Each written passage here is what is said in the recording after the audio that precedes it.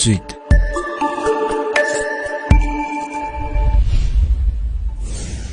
Le journal.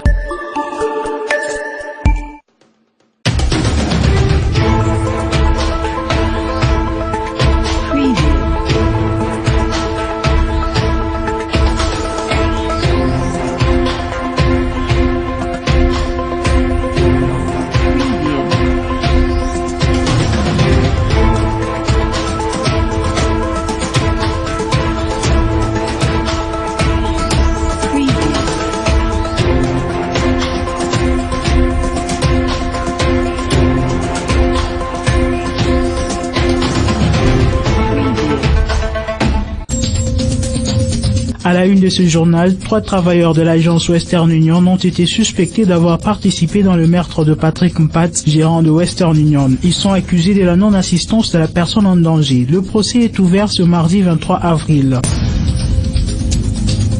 L'accident qui s'est produit en Zilo a causé 11 morts selon le bilan du gouvernement, dont 8 étudiants stagiaires et 3 travailleurs de la SNEL. Les détails, c'est tout de suite.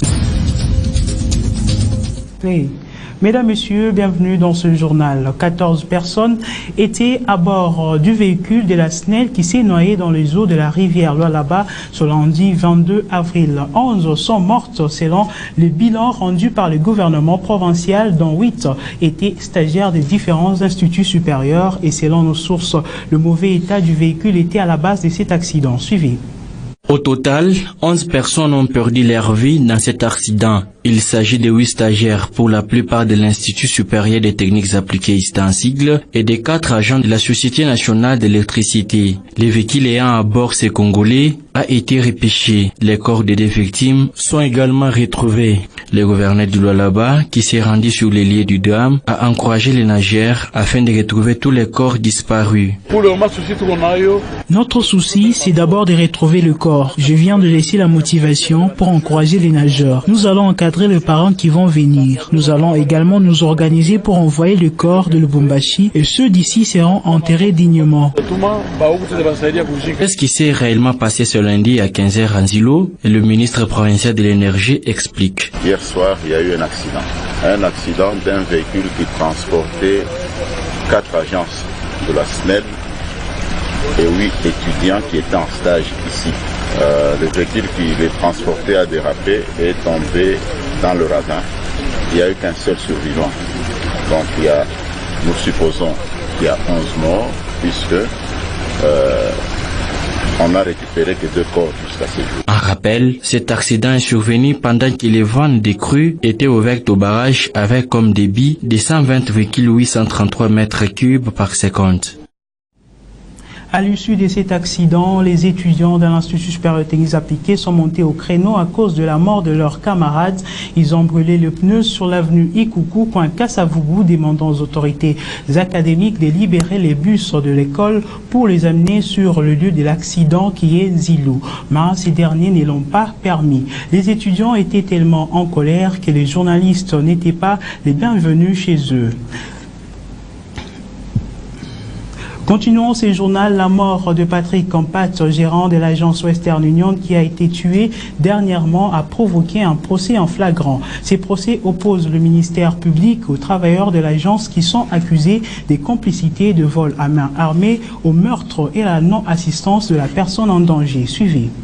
Ils sont Rigen, Mutunda et Ingal. Ils ont été accusés. Selon la partie civile, les suspects sont arrivés au service successivement en retard, l'un après l'autre. Lorsque le feu Patrick a été touché par la balle, personne de ces 3 ne s'est occupé de la victime. Leur conversation s'est plutôt basée sur l'argent qui a été volé pendant que le crépitement de balles se faisait entendre devant Western Union. Parmi les liasses d'argent volées, une partie de liasse était restée à terre. Cet argent a été ramassé par l'un de ces suspects. Le 18 avril 2019, voilà que M. Rigel, qui a l'habitude d'arriver à temps au service, mais ce jour-là, il est arrivé en retard. Curieusement, M. Mutunda aussi est arrivé en retard. Comme si cela ne suffisait pas. l'agent commis à la garde de l'agence, le nommé Ingala, laisse passer un assaillant, alors qu'il était dans la possibilité d'empêcher son entrée. Voilà que l'assaillant est armé, il sort son arme, il pointe M. Patrick. Les pauvres sautent sur l'assaillant, il le maîtrise. Curieusement, ni M. Chikomba, ni M. Mutunda, moins encore l'agent de sécurité Ingala, ne font pratiquement rien pour les secourir dans cette détresse. Toutes ces accusations sont réfutées par la partie défenderesse. De faire une fiction sur ces faits en se disant tel est arrivé en retard, tel a prétendu avoir telle qualité, que donc il y a eu... Non, c'est pas de cette manière-là. C'est lui qui est l'organe poursuivant. C'est lui qui doit avoir articulé les faits pour se dire, compte tenu de ceci, ceci et cela, les faits se trouvent être établis par rapport à telle prévention. Mais pour revenir à la réponse qui a été donnée par mon client, parce que apparemment, Madame le Président, on est en train de pouvoir, Monsieur le Président, Madame le Président, pouvoir remettre en cause la bonne foi qui a amené ce client.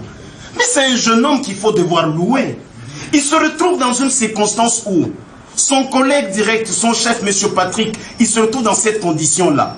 Il prend soin, malgré tout ce qu'il y a eu, de pouvoir chercher un taxi, alors que dans ces circonstances-là, comme il vous a été décrit, aucun taxi ne pouvait passer par cette voie. Comme il était suffisamment responsable, il se dit, si je me transporte avec ces messieurs à l'hôpital, j'aurais exposé toute l'entreprise. Que donc, en amont et en aval, il a été épris d'une attitude de responsabilité, en sauvant autant que faire se peut son ami, en l'amenant entre les mains du taximène.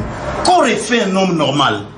Se serait-il amené avec M. Patrick à l'hôpital et laissé l'entreprise dans ces conditions-là? Mais non, Madame le Président. Tout le monde est en attente du verdict. Sur ce même chapitre, le procureur de la République, Roger Mavungu, a pour sa part expliqué à l'opinion publique le fait et la procédure à suivre au cours de ce procès. Selon lui, ce procès s'est fait en flagrance pour que tout aille vite. Il l'a dit au micro de Mikantenga. On le suit. Nous sommes en audience de flagrance pour un certain nombre de criminels qui ont été appréhendés dans la ville de Kolwezi. Je pense que vous êtes sans ignorer que la ville a été secouée par une vague d'insécurité causée par des criminels à main armée et divers qui ont perpétré plusieurs meurtres, viols, vols dans la ville. Il y a certains d'entre eux qui ont été appréhendés. Et nous avons jugé bon de les transmettre, de les traduire en flagrance. C'est-à-dire, ça veut dire qu'au lieu que le dossier suive la procédure ordinaire, c'est-à-dire qu'on met les détenus sous mandat d'arrêt provisoire, on instruit le dossier, on les présente en chambre du conseil tribunal de paix.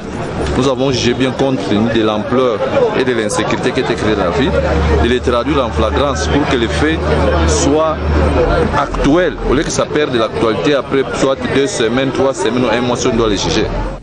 Les épreuves d'examen d'État pointent à l'horizon. Pour bien le préparer, plusieurs écoles de Kolwezi organisent des séances d'exercice en termes de mini-examens afin d'enlever la peur et la frousse. Cap sur les écoles conventionnées catholiques avec Sarah KTB.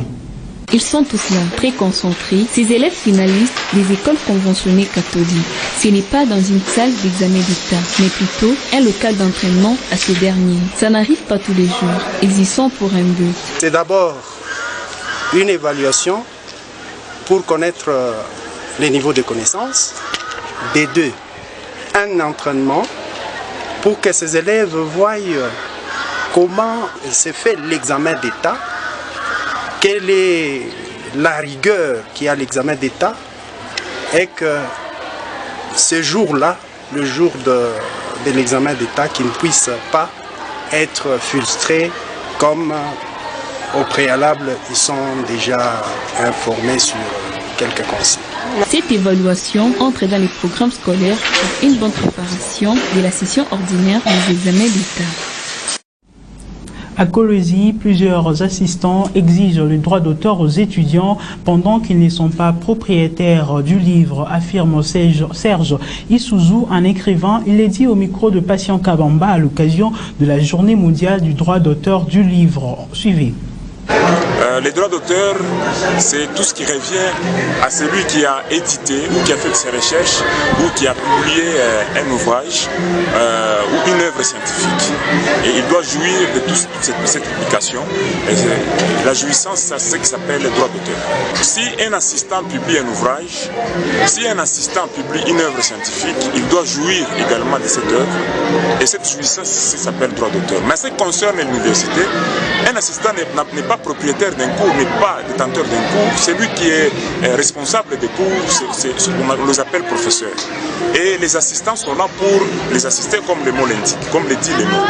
Alors, peut-être c'est en connivence. Vous savez, avec les jeunes universités que nous avons ici, il n'y a pas beaucoup de professeurs, c'est pour cela que parfois nous voyons, on a responsabilisé certains assistants à pouvoir dispenser certains cours. Et c'est en connivence avec les professeurs qui ont fait des recherches, qui ont mis sur pied ces fascicules, ou ce qu'on appelle communément syllabus, en connivence avec leur autorisation qu'ils peuvent percevoir. Mais un assistant n'est pas directement titulaire d'un cours. Il n'est pas titulaire d'un cours. Il jouit. On doit célébrer les savoirs. Pourquoi pas c'est avec du savoir qu'on doit développer toute une contrée. C'est avec les savoirs qu'on doit développer toute une communauté. Alors, les savoirs se trouvent où? Se trouvent dans les livres. Il y a un adage qui dit, si vous voulez cacher à un nègre les trésors, il faut le cacher dans les livres. Parce qu'un nègre n'a pas la culture des livres. C'est pour cela que même l'État qui transcende les autres groupements, doit réellement mettre à la disposition de tous ceux-là qui ont d'éditer les savoirs. Vous comprenez? Mais les musiciens et les comédiens, on est en train de les célébrer à tout moment. C'est pour cela que nous disons qu'il faut soutenir l'œuvre scientifique, parce que c'est en fonction de l'œuvre scientifique qu'on doit se développer. En dehors de Kolwezi à Goma, un autre véhicule qui avait 4 personnes à bord s'est englouti lundi soir 22 avril dans le lac Kivu. Toutes les 4 personnes sont portées disparues. Ruth Moukena pour le commentaire.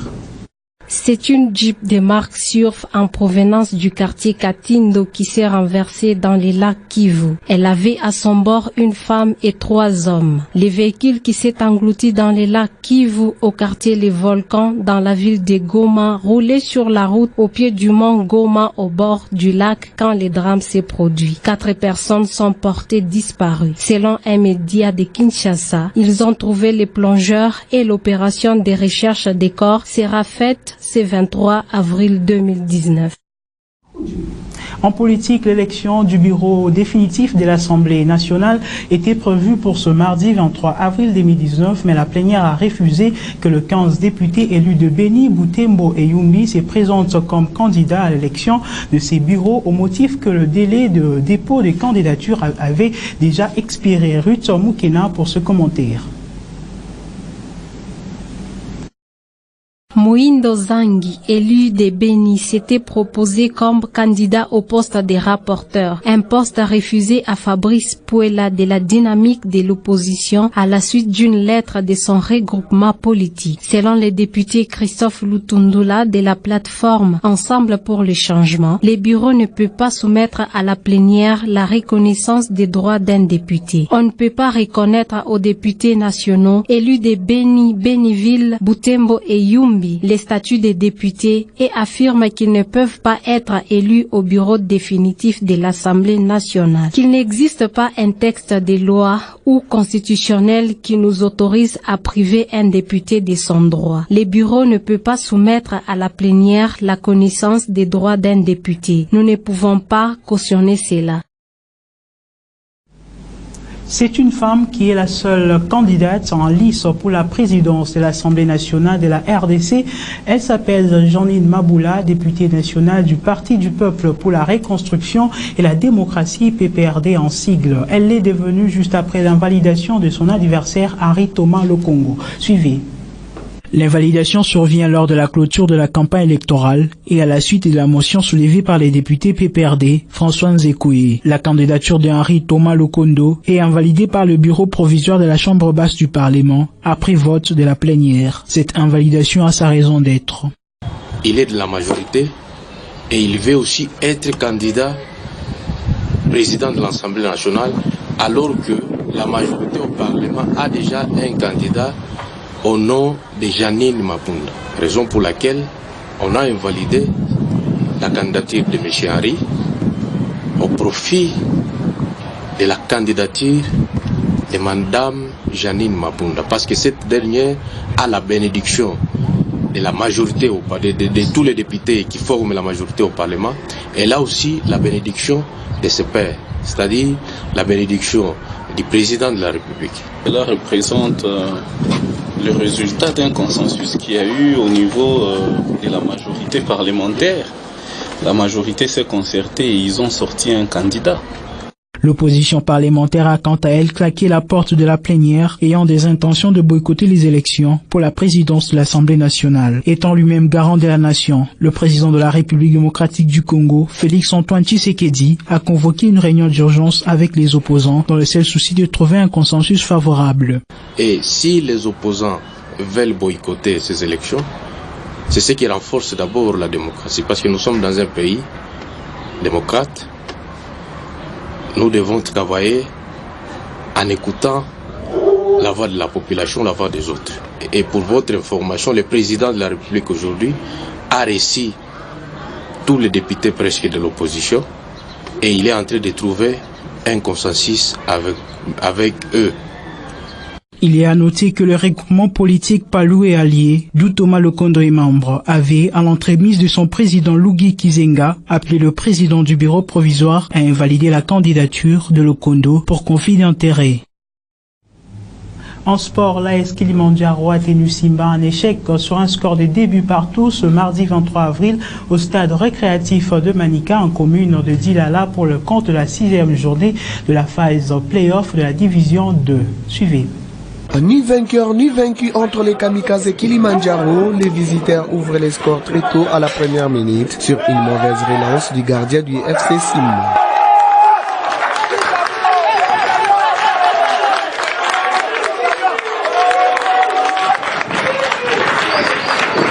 Avant la fin du premier quart d'heure, Simba égalise grâce à Moussens Moukout Arcel sur une passe de Fiston Maïle. Un but partout sera le score après 45 premières minutes.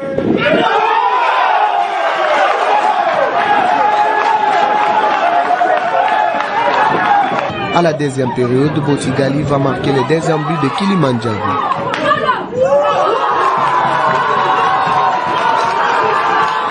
C'est à la 82e minute que Fiston Kalala Maele va impressionner tout celui qui a fait les déplacements au stade récréatif Manika. Une retournée acrobatique, il laisse aucune chance pour le portier de Kilimandjaro et offre un match nul à son équipe. C'est le 18e but de la saison pour ces génies.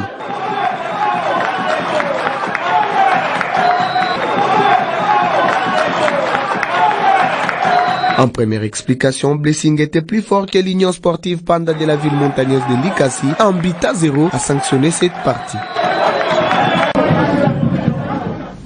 Fin complète de ce journal. Merci à vous de nous avoir choisis pour vous informer. L'actualité reste en continu sur www.wangu.info.